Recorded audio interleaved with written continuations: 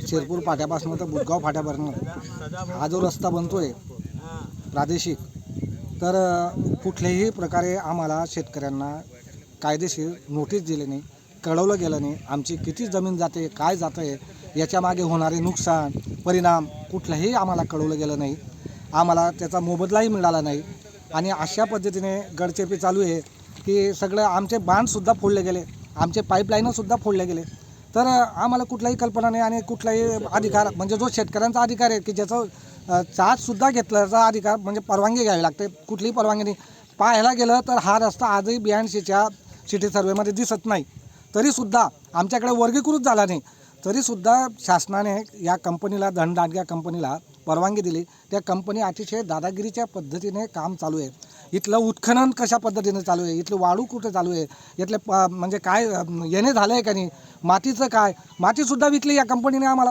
तर अशा पद्धतीने अनेक प्रकारे आम्हाला अन्यायकारक अशा भावना म्हणजे वागणूक मिळते आणि शासन आमच्याकडे दुर्लक्ष करतं आहे. आणि खरं पाहायला गेलं तर आपला कृषीप्रधान देश आहे आणि शेतकरी हा केंद्रबिंदू आहे. तर शेतकऱ्याला हा न्याय मिळाला पाहिजे, यासाठी आमचा आज आंदोलनाचा भाग आहे. खामखेडा रस्त्या संदर्भात आज आम्ही ठिय्या आंदोलन केलेलं होतं. पण त्या कंपनीच्या अधिकाऱ्यांना आम्ही निवेदनसुद्धा देऊनसुद्धा कोणी हजर राहायला तयार नाही. तहसीलदार साहेबांना निवेदन दिलं, पायाभूत संदर्भात ते इंजिनियर आहेत ते पण कोणी यायला तयार नाही. मग शेतकऱ्यांनी जावं कुठे, आंदोलन कोणाजवळ दाद मागावी, या सगळ्या गोष्टी लक्षात घेता फार अनास्था आहे. कसं काय करावं आम्हाला काही शेतकऱ्यांना काही समजत नाही. आम्हाला कोणत्याही प्रकारचा मोबदला दिला नाही, रस्त्याची मंजुरी झाली असताना काही कळवलं नाही. ते कसं काय काही केलं बुवा, हे रस्ता कसा वर्ग झाला काय नाही, हे कसं काय समजावं. त्याच्यामुळे हे आंदोलन करण्याची वेळ आमच्यावर आली. आमच्या शेतकऱ्यांवर जी माती असते आमच्या शेतांची, रस्त्यांची, तीसुद्धा विकली गेली.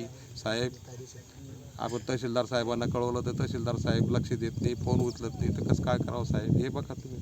हे ठिय्या आंदोलनाच्या आता यापुढे दिशा आपली काय राहील? याच्यापुढे आम्हाला कोर्टात दाद मागावं लागेल. तर प्रशासन लक्ष देत नसेल तर दाद कोणाजवळ मागणार? कोर्ट हाच आम्हाला एक पर्याय सर. रस्ता रोको शेतकऱ्यांविषयी प्रांत साहेबांना कळवलं, कलेक्टर साहेबांना कळवलं, पण कोणीही लक्ष द्यायला तयार नाही साहेब.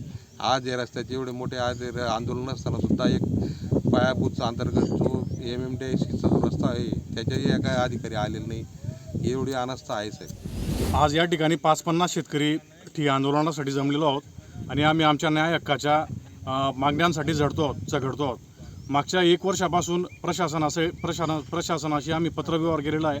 अनेक वेळा निवेदनं देखील दिले, कलेक्टर साहेबांना दिले, PWDच्या एक्झिक्युटिव्ह साहेबांना, MSIDCच्या सगळ्या अधिकाऱ्यांना त्या ठिकाणी निवेदन देऊन झाले. परंतु या धनदांडगे लोक, ही कंपनी अत्यंत दादागिरीच्या पद्धतीने या ठिकाणी काम करत आहेत आणि कुठल्याही पद्धतीने शेतकऱ्याला विश्वासात न घेता, सिंगल नोटीस न देता त्यांनी या ठिकाणी काम सुरू केलेलं आहे आणि परिसरामध्ये अवैध उत्खनन केलं, अवैध वृक्षतोड केली.